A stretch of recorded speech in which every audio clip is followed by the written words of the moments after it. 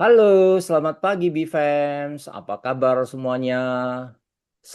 Semoga semuanya dalam keadaan sehat walafiat dimanapun Anda berada. Nah, pagi hari ini kita akan berbincang-bincang tentang satu masalah topik yang sangat menarik dan tidak kalah serunya tentunya, yaitu membahas tentang pro dan kontra atau mitos atau fakta tentang konsumsi kopi. Wow, seru ya. Nah, tentunya selamat datang, selamat mendengarkan para eh, penggiat dan penikmat kopi dimanapun Anda berada. Pagi hari ini saya akan ditemani oleh seorang dokter yang mana beliau juga seorang penikmat kopi dan juga tentunya adalah praktisi kesehatan. Ya, siapakah beliau? Saya akan panggilkan langsung Dr. Monica M. Kes. Halo, Dr. Monica.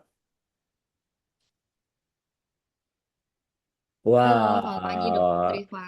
selamat pagi, selamat datang di podcast kami. Luar biasa. Bagaimana kabarnya, Dr. Monica? Luar biasa pastinya dok. Dokter Pastinya. gimana dok? Luar biasa juga. Sehat-sehat selalu pokoknya. Ya. Dan tentunya tidak hanya sehat-sehat selalu dan happy-happy selalu deh. Ya.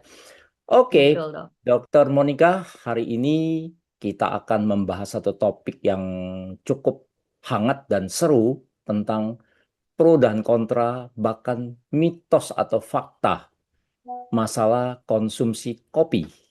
Ya, ngomong-ngomong nih, Dokter Monica juga sebagai penggemar dan penikmat kopi. Lumayan lah dok. Nggak terlalu edik banget, tapi ya kalau misalkan bisa ada kesempatan, ada bengong dikit, nyarinya biasanya kopi dok. Nah, waduh, bahasa bengong sedikit langsung cari kopi itu gawat deh. Bengong itu maksudnya apa itu? Tidak fokus atau mungkin bingung atau bagaimana? Kalau misalkan kayak lagi di jalan nih dok, kan memang banyak nyetir juga. Biasanya ditemeninnya sama kopi dok. Jadi kan supaya Oh. meningkatkan fokus juga, supaya nggak ngantuk. Terus kalau misalkan lagi ketemu sama teman-teman, biasanya nongkrongnya kan di coffee shop gitu ya dok ya. Ya Mm. otomatis pasti kita pilihnya kopi juga buat minum. Oh, gitu ya. Oke. Kira-kira boleh tahu nggak sehari berapa cangkir, berapa gelas kopinya? Nah, ini juga menentukan pro dan kontra nanti. Kira-kira sehari berapa gelas itu kopi? Biasanya sih pagi satu gelas filter dok. Kebetulan saya sendiri senang bikin di rumah, jadi biasanya pagi Mm-mm. satu gelas. Kalau siang tergantung dengan kebutuhan dok.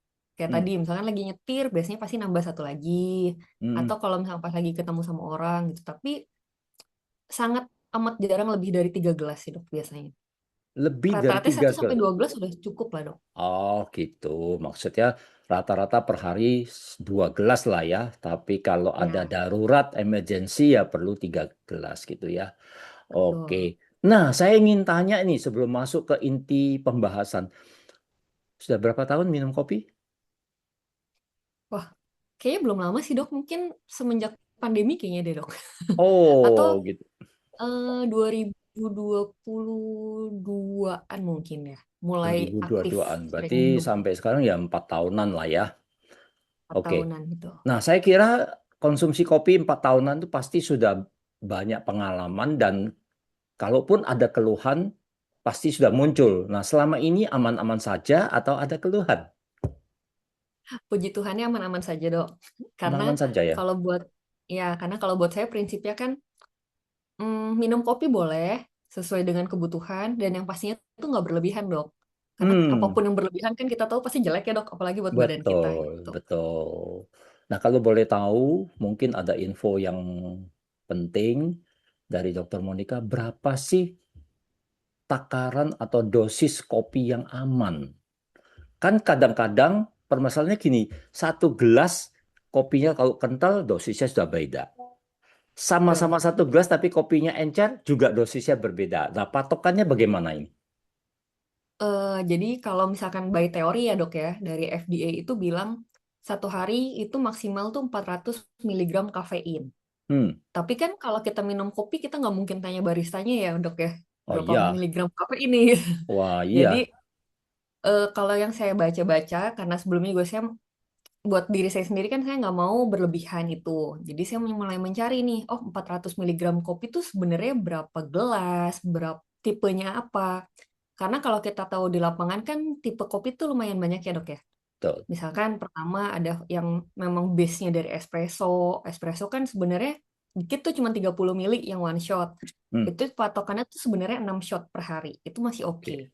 Ah, maksimal. Kalau misalkan ada beberapa menu mungkin yang campuran dengan susu, mereka butuhnya 2 shot, berarti 3 gitu. oke. Nah, terus kan jenis kopi kedua yang saya sering bikin dok di rumah itu yang filter. Nah, kalau filter tuh biasanya 2 sampai 3 gelas Hmm, hmm, dengan hmm. takaran kurang lebih 240 mililiter air biasanya kalau filter. Oke. Nah, ada satu jenis lagi dok, kopi yang cold brew. Sekarang lagi lumayan hype karena banyak banget variasinya. Nah, kalau cold brew itu ternyata kafeinnya jauh lebih tinggi dibandingkan dengan yang filter dan espresso tadi. Jadi Oke. kalau misalkan dengan takaran sama-sama 240 mili, biasa kalau cold brew maksimal di 2 sih kurang lebihnya gitu. Tapi Jadi, balik jadi ya, tergantung dengan dosisnya juga ya. Jadi ada kopi betul, yang lebih pekat, ada yang lebih encer. Jadi kandungan kafeinnya yang paling penting ya. betul, betul. Iya. Nah, kalau saya sih eh, kadang pagi juga konsumsi 1 gelas, tapi kadang-kadang enggak juga tergantung kebutuhan. Tidak harus. Cuman kalau memang ada pekerjaan yang atau event yang penting seharian, saya pasti minum kopi supaya lebih fokus katanya ya, lebih Betul, semangat, betul. lebih energik. Nah, ada catatan tersendiri bagi saya kalau minum kopinya sudah lebih dari jam 4, termasuk minum teh itu gawat. Ya, gawatnya kenapa? Gawatnya adalah nanti kalau malam mau tidur, entah itu jam 10, jam 11, susah tidur karena Hmm, masih seger dan melek terus. Nah, oleh sebab itu saya menghindari kopi, konsumsi kopi di atas jam 4. Saya nggak tahu apakah itu hal yang wajar atau sudah efek samping. Tapi saya menurut saya sih itu hal yang wajar ya karena saya mungkin sensitif ya termasuk ya, bukan efek samping. Nah, betul. kalau dokter Monica enggak ya, enggak deg-degan, enggak susah tidur, tetap bisa tidur ya. Karena ada yang saya temukan jam 9, jam 10 masih konsumsi kopi, dia bisa tidur enak aja. Nah, kalau dokter Monica gimana? Kebetulan saya tipe yang kayak gitu kayaknya dok. Jadi Nah, kadang-kadang kalau wah gawat nongkrong ya. jam 7 malam sama teman-teman masih suka pesan kopi sih dok kadang-kadang. Oh Cuman ya gitu. mulai dibatasin gitu. Oke. Baik, kita langsung masuk ke inti pembahasan ya. Itu kan tadi baru ice breaking kita ya, tapi inti pembahasannya adalah menurut beberapa informasi, katanya konsumsi kopi itu bisa menurunkan resiko penyakit degeneratif. Wah, kalau ini benar, berarti minum kopi salah satu preventif untuk penyakit degeneratif. Bagaimana menurut Dokter Monica? Betul. Berarti yang kita baca literaturnya kayaknya kurang lebih mirip ya dok ya. Iya, iya, Karena iya. Hmm. yang saya baca juga memang begitu, terutama yang saya dapatkan infonya itu Mm-mm. untuk kasus-kasus diabetes mellitus atau kencing manis, itu ternyata kafein tuh bisa meningkatkan sensitivitas insulin dok. Oh, Jadi kan malah bagus ya untuk tubuh kita kalau insulin kita lebih sensitif, bisa membawa gula dari pembuluh darah ke sel-selnya, mm-mm. sehingga dibilang memang menurunkan resiko untuk terjadinya diabetes mellitus. Terus untuk Hmm. kayak penyakit stroke dan jantung, untuk pencegahan ya dok ya, Mm-mm. bukan untuk yang orang dengan stroke Bukan dan untuk terapi eh, lah. Nah. ya, kalau untuk pencegahan itu katanya bisa untuk membuat pembuluh darah tuh menjadi lebih lentur, sehingga resiko pembuluh darah kaku tuh lebih sedikit. Tapi yang lebih Oh, menarik lagi tuh sebenarnya untuk neurodegeneratif atau kesehatan otak kita. hmm. Karena itu udah Hmm. banyak banget sih dok penelitiannya yang bilang bahwa kafein tuh ternyata menurunkan resiko demensia, kemudian juga otomatis bisa membantu untuk kasus Alzheimer, kemudian juga untuk penyakit-penyakit Parkinson juga bisa sangat meminimalisir itu gitu. Oh, iya memang saya pernah baca juga salah satu literatur dan jurnal yang mengatakan bahwa konsumsi kopi yang mengandung kafein yang normal ya dalam arti ya batas normal itu bisa mengaktifkan fungsi saraf.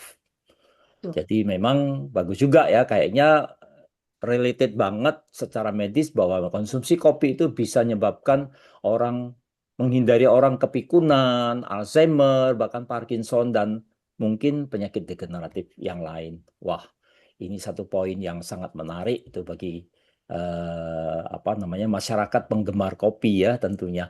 Tapi jangan sampai salah tafsir ya, gara-gara bisa preventif lalu minum kopi sebanyak mungkin supaya tidak terkena degeneratif, malah muncul penyakit betul, degeneratif nanti kebalikan. Jadi betul. sebaiknya konsultasikan juga ke dokter ya. Oh, Nah, ada satu poin tambahan lagi dok, saya baru ya, ingat mengenai degeneratif. Tadi kan saya mention kencing manis ya dok ya. oke. Nah, yang harus di-mention itu adalah yang tadi saya ceritakan itu adalah fungsi dari kopi hitam ya dok. Termasuk tadi Mm-mm. espresso, filter ataupun cold brew. Jadi bukan tipe kopi susu yang sekarang lagi viral, ya, kopi dengan rasa-rasa, kopi dengan krim dan segala macam. Jadi kalau misalkan mau mengikuti anjuran yang tadi ya berarti harus kopi hitam. Karena kalau misalkan orang minum kopi susu dengan gula atau dengan perasa setiap hari otomatis malah meningkatkan resiko diabetes dok. Oh, iya, iya, iya. Jadi memang dengan catatan harus kopi hitam tanpa gula. Ya kan? Ya, Itu tanpa yang gula harus dan tanpa digarisbawahi. topping. Ya, saya setuju karena sekarang banyak sekali kopi yang ada di pasaran, terutama di mall-mall ya. Saya lihat kopi dicampur dengan santan, dicampur dengan susu, dicampur dengan stroberi, wah macam-macam. Sehingga, wah nggak tahu deh pemanisnya seperti apa ya. Tapi kita perlu hati-hati, bukan melarang, tapi hati-hati ya. Baik, mungkin dari Dokter Monica, apa ada lagi fungsi kopi yang lain? Karena saya mendengar kopi juga bagus untuk seorang olahragawan, ya, dan juga membantu membakar lemak. Wah, ini bagus sekali nih informasi ini kalau bisa diterapkan pada orang yang obesitas misalnya, bisa membakar lemak. Itu gimana itu, Dok? Betul dok. Makin ke sini kan kalau kita lihat masyarakat Indonesia ini makin terbuka dengan healthy lifestyle, kemudian mulai nge-gym, mulai Hmm, lari dan olahraga apapun itu pedal dan eh dulu saya sempat nge-gym juga. Nah, itu saya dikasih tahu juga sama PT saya, salah satu suplemen yang memang diminum sebelum workout. Begitu saya lihat isinya, salah satu komposisinya adalah kafein. hmm, Nah, akhirnya kita ngobrol-ngobrol, saya cari tahu referensi dan segala macam. Ternyata memang benar, kafein itu memang bisa meningkatkan metabolisme dan hmm, bisa dijadikan sebagai pre-workout. hmm, Dan betul sekali tadi untuk orang-orang yang diabetes tuh bisa membantu membakar lemak. Itu kurang oke. lebih tuh 10% lah ya. Hmm, Itu hmm. tapi harus nanti kita bahas ulang, bahas lebih detail kali ya dok ya. Kalau itu Iya, karena iya, kita harus iya. bedah jurnalnya gitu ya. Betul, betul. Itu bisa menurunkan kadar lemak, kemudian untuk visceral fatnya juga bisa lebih turun juga. Jadi Hmm. eh, sangat bagus untuk orang yang memang rajin berolahraga sebagai pre-workout dan untuk teman-teman yang mungkin lagi mau diet atau lagi mau menurunkan berat badan atau menurunkan massa lemak, itu bagus banget dok untuk konsumsi kopi. Oh, wah ini satu poin yang menarik sebetulnya ya. Kalau memang betul-betul mau dipelajari dan diterapkan, ya yang obesitas-obesitas atau kelebihan berat badan ini asal mau olahraga saja, sebelum olahraga dia konsumsi kopi 10% lumayan loh. Ya, Iya, betul dok. efektivitasnya 10%-nya lumayan. Belum ditambah lagi dia olahraga digenjot terus, mungkin bisa mencapai 15% dan sebagainya. Itu luar Iya. biasa ya. Nah, sekarang juga saya pernah mendengar ini, mitos atau fakta ini menurut Dokter Monica bahwa konsumsi kopi bisa menyebabkan dehidrasi. Wah, kalau ini bisa terjadi dehidrasi, gawat ini. Ya kan? Berarti orang bisa kekurangan cairan kalau konsumsi kopi. Itu gimana penjelasannya? Nah, ini memang banyak beredar masyarakat dok. Karena kan memang kalau kita minum kopi otomatis jadi lebih sering buang air kecil gitu ya. Mm-mm. Dan jadi orang-orang merasanya, waduh, ini jangan-jangan minum 1 gelas kopi keluarnya banyak nih gitu. Nah, kalau Mhm. menurut saya dan apa yang saya baca itu mitos dok. Mitos ya, Karena ya memang kopi itu ada efek diuretik ringan atau yang tadi betul. membuat lebih sering ke WC untuk buang air kecil. Tapi asalkan kita seimbangi dengan intake cairan yang cukup, itu nggak akan membuat dehidrasi gitu. Jadi Iya, memang saya biasa menyarankan rekan-rekan saya atau pasien-pasien saya yang memang senang kopi, oh boleh nggak apa-apa ngopi 1 gelas, tapi setelah kopi 1 gelas harus ditambah air 1 gelas lagi. Jadi kan kurang lebih supaya seimbang ya dok ya. Gitu. betul, betul. Ya, jadi berarti kan asumsi saya juga betul sama bahwa orang seringkali mengatakan minum kopi bisa dehidrasi karena dia sudah minum kopi, tidak minum air yang lain, tidak minum Betul, air putih yang lain, dianggap minum kopi itu sudah cairan. Padahal kopi itu ada efek diuretik yang membuat betul. kita ke belakang terus. Ya lama-lama kalau ke belakang terus tapi tidak minum cairan yang masuk ya dehidrasi ya. Jangankan mungkin tidak hanya kopi ya, tapi Iya. kalau jarang minum pun tetap bisa dehidrasi. Wah, ini menarik ya. Ilmu yang sangat ringan tapi bermanfaat. Terus juga ada yang mengatakan demikian. Aku kalau minum kopi hati-hati loh, bisa sakit mah, asam lambungnya bisa naik. Nah, itu kan kalau bahasa Jawanya bilang meden-medeni. Ya. Itu fakta atau mitos itu, Dok? Hmm, ada benernya lah dok, tapi sedikit. Ada, iya, Ada benernya, ada ada benernya. benar ya. Jadi kalau misalkan saya baca, memang ini pro kontra sekali dok. Ada orang yang bilang, enggak kok, saya minum kopi setiap hari dengan perut kosong, dengan ini, dengan itu, fine-fine aja, nggak ada keluhan. Tapi Hmm, kok teman saya bahkan yang setelah makan atau apa segala macam, kok malah kena mah gitu. Jadi sebenarnya kembali lagi untuk kasus itu, orang ini bagaimana nih, misalkan. Apakah memang ada bakat atau misalkan perutnya atau lambungnya memang lebih sensitif gitu. Tapi hmm, kalau misalkan dibaca secara detail, memang yang namanya kafein itu dia akan merangsang pengeluaran asam lambungnya lebih banyak daripada biasanya. Sehingga betul. kalau misalkan dikonsumsi dalam perut kosong, otomatis asam lambung yang dihasilkan langsung menempel ke dinding lambung, Hmm, lama-kelamaan pasti akan mengiritasi dan bisa lecet. Jadi, betul, kalau menurut saya untuk kasus mah ini lebih ke kenali diri sendiri sih dok. betul, Ada betul, sensitif nggak nih sama kopi? Kalau sensitif ya makan dulu lah ya gitu. Tapi betul. kalau misalkan ternyata aman-aman aja boleh, tapi jangan keseringan dalam perut kosong juga gitu. Ya, jadi jawabannya adalah sebenarnya ada benarnya tapi belum tentu pasti. Ya, contoh Betul. saya lah. Kebetulan saya mau habis makan atau sebelum makan minum kopi, nggak ada masalah. Ya, Ya, tidak ada keluhan dan sebagainya. Tapi ya juga saya setuju dengan Dokter Monica mengatakan tergantung pribadi seseorang. Kalau dia sudah ada sakit mah ya tahan dulu, ya kan? Harus bisa mengendalikan. Tapi kalau mungkin sudah terbiasa seperti itu ya ya silakan kan gitu ya. Nah, ada satu hal yang menarik, ini pembahasannya panjang sampai ada seminar yang pernah saya ikuti, bahwa dikatakan konsumsi kopi bisa menyebabkan tulang kropos.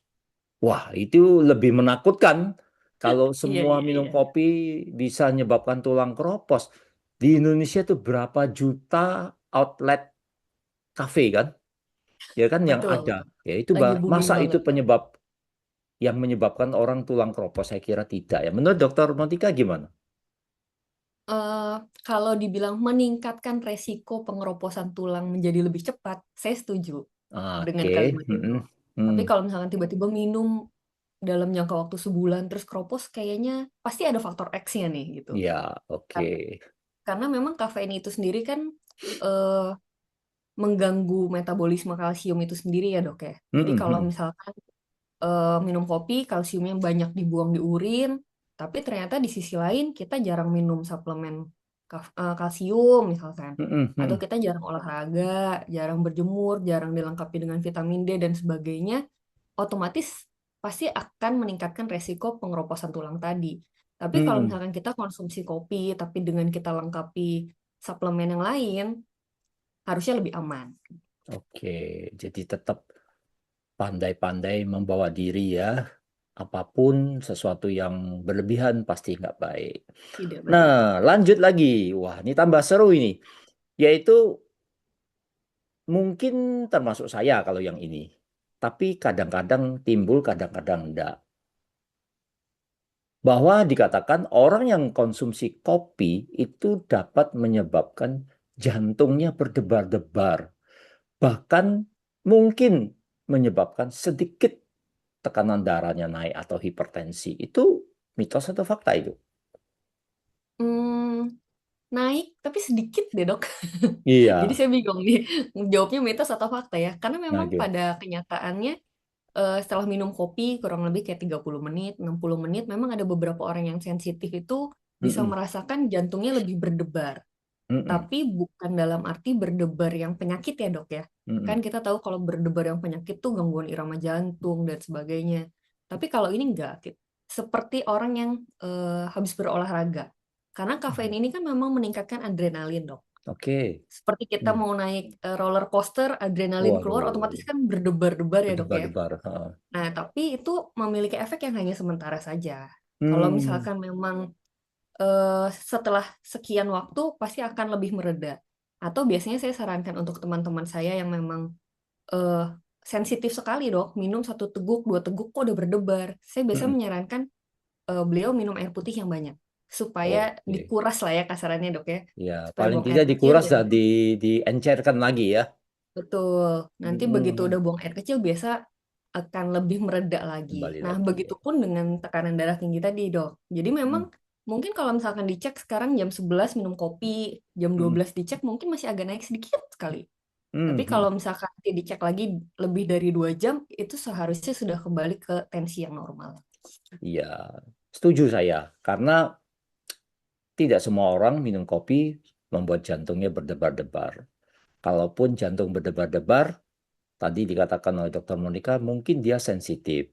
Ya, Betul. akibat jantung yang berdebar-debar, ya pastilah tekanan darah akan naik sedikit. Tapi setelah jantungnya kembali normal, maka tekanan darah akan kembali normal lagi. Gitu kan? Wah, Iya, betul-betul. itu Setuju. apa ya istilahnya penting sekali bagi orang karena kan gini, saya pernah menemukan orang yang sudah punya tekanan darah tinggi, terus disarankan tidak boleh minum kopi sama sekali. Padahal dia mengatakan kalau aku minum kopi tidak sampai berdebar-debar dan keluhan apa-apa, tekanan darahku normal dan lain sebagainya. Tapi kita sekarang sudah memberikan pembahasan yang cukup jelas ya bahwa seseorang yang sensitif memang harus hati-hati. Ya, Betul. oke, lanjut lagi. Kalau demikian, siapa saja sih yang harus hati-hati konsumsi kopi kalau gitu? Bingung kan? Ini tidak boleh, itu tidak boleh, ini fakta, ini mitos. Mungkin secara gamblang Dokter Monica bisa memberikan suatu gambaran siapa saja yang harus hati-hati konsumsi kopi. Sebab sekarang itu kopi bukan seperti minuman yang istimewa lagi kemana-mana ketemu kopi.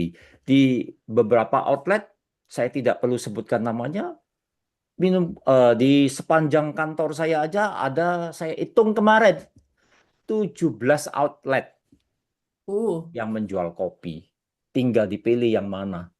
Nah, itu. betul. Ya gimana? Yang harus hati-hati kalau pada orang tertentu yang harus minum, yang mungkin termasuk golongan orang yang harus hati-hati konsumsi kopi itu siapa saja? Kalau saya pertama lebih concern sama orang-orang yang ibu hamil dan ibu menyusui, dok. Kan Kenapa? kita tahu ibu hamil ibu menyusui kan memang pantangannya lumayan banyak ya dok ya. Hmm, Nah, ternyata kalau misalkan saya baca itu kalau kita minum kopi yang mengandung kafein, otomatis kafeinnya itu masuk ke ibu, kemudian ternyata bisa lewat ke tali pusat antara ibu dan bayi kalau misalkan masih di hmm, dalam kandungan. Atau hmm, misalkan lagi menyusui ternyata bisa melalui ASI juga. Jadi hmm. eh, nanti kafeinnya nyampe nih dok ke anaknya atau janinnya. Jadi anaknya Sedangkan juga begadang gitu.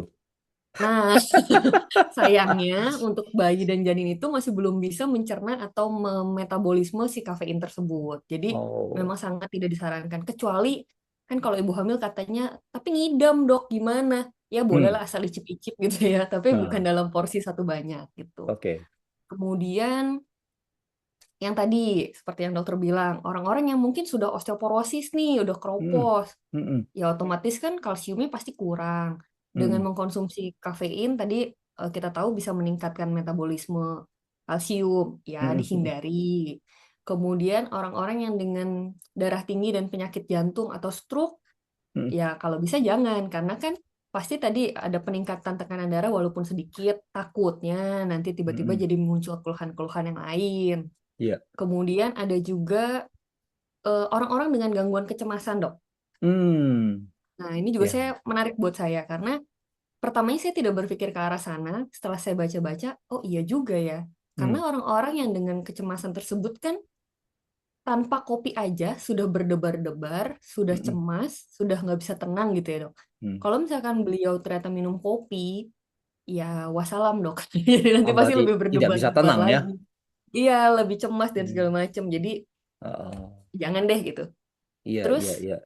kasus-kasus seperti orang-orang yang insomnia yang benar-benar nggak bisa tidur banget dan memang mungkin tidur 1 jam udah cukup, setengah jam udah cukup, begadang atau subuh. Jadi lebih baik hindari kopi karena kan bagaimanapun kita tetap butuh istirahat dan tidur ya, Dok ya, supaya Mm-mm. untuk regenerasi sel dan sebagainya. Jadi untuk orang-orang insomnia mungkin bisa tapi pakainya yang decaf, kopi-kopi yang dekafein, yang tidak ada Iya, iya. kafeinnya sama sekali. Oke lah, jadi yang penting asal ada rasa kopinya aja gitu. Oh, gitu. Iya, iya. Menarik ya. Jadi, hati-hati pada orang yang menderita ansietis ya, atau Betul. kecemasan yang berlebihan. Karena kan tadi kita sudah dibahas di depan, kopi paling tidak meningkatkan adrenalin kan. Mm-mm. Cemasnya bertambah, bahkan berlebihan, nanti berakhir dengan bunuh diri. Nah, Gawat ya. Iya dah. Nah, jadi betul. Orang yang cemas, ibu hamil, ibu menyusui, ya. Kemudian ada lagi mungkin udah sih kurang lebihnya. kalau ada isu orang yang sedang minum pengencer darah dan antibiotik tertentu, itu gimana? Karena kan kalau kita sebagai dokter, kalau minum obat antibiotik, ya hendaklah pakai air putih. Bukan Betul, pakai kopi, bahkan teh, betul. kan gitu. Nah, kalau ini apakah menjadi suatu perhatian khusus kalau orang yang sedang mengkonsumsi pengencer darah dan antibiotik, apakah diperkenankan konsumsi kopi? Kayaknya kalau dengan kondisi ada sakit tertentu, saya tetap menyarankan untuk tidak konsumsi kopi atau meminimalisir konsumsi kopi sih, Dok. Karena kita Oh, tahu mm-mm, berbagai macam mekanisme kerja dari obat-obat yang kita minum. Kita mm-mm, nggak tahu juga dalamnya apakah itu bisa terganggu dengan metabolisme kafein tadi. Jadi biasanya mm-mm, saya menyarankan sesimpel orang batuk pilek yang karena mungkin sekarang kan lagi musim juga ya, Dok ya. Itu mm-mm. saya nggak menyarankan untuk kopi dulu sih, Dok. Istirahat dulu, Gitu ya. begitu badannya udah oke, silahkan minum lagi. Gitu. Iya, jadi konsumsi kopi itu jangan sampai menjadi suatu kecanduan ya atau adiksi. Tuh. Wah, harus itu ya. Kalau Dokter Monica sampai adiksi enggak? Enggak ya. Oh enggak, Dok. Jadi Ya, kalau bisa minum bisa misalkan enggak ya. ya kalau misalkan lagi nggak ada urusan, biasanya ya enggak juga. Atau kalau misalkan lagi nggak pengen juga bisa beberapa hari nggak minum kopi juga sih, Dok. Wah luar biasa, bagus sekali. Karena kan ada orang yang mengatakan kopi itu kan senjata atau pisau bermata dua kan, betul ya? Betul, betul. Setuju, Nah, Dok. ya, Saya itu dengan gimana statement itu. itu?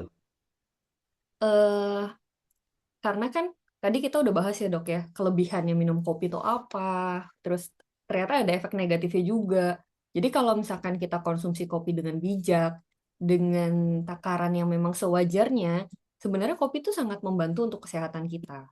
Tapi kalau Bermanfaat ya. misalkan Mm-mm. ternyata berlebihan dan bahkan overnya bener-bener jauh banget dari batas normal, pasti akan muncul keluhan-keluhan nanti ke depannya. Malah jadi penyakit ya, Dok ya. Timbul penyakit, betul ya. Iya, saya setuju sih. Jadi juga harus hati-hati meskipun ya kita tahu bahwa kopi itu bukan obat, bukan juga racun. Satu sisi dia bermanfaat, tapi sisi lain kelebihannya dia akan mengganggu fungsi tubuh juga ya. Wow, luar biasa pertemuan yang singkat ini. Penjelasan dari Dokter Monica ini sangat memberikan informasi yang penting bagi kita sebagai penikmat kopi. Bahkan beberapa hal yang menjadi fakta atau mitos sudah terjawab ya. Terima kasih sekali Dokter Monica sudah memberikan penjelasan pada pagi hari ini. Semoga bermanfaat bagi seluruh penggemar dan penikmat kopi dan bahkan masyarakat kita tentunya.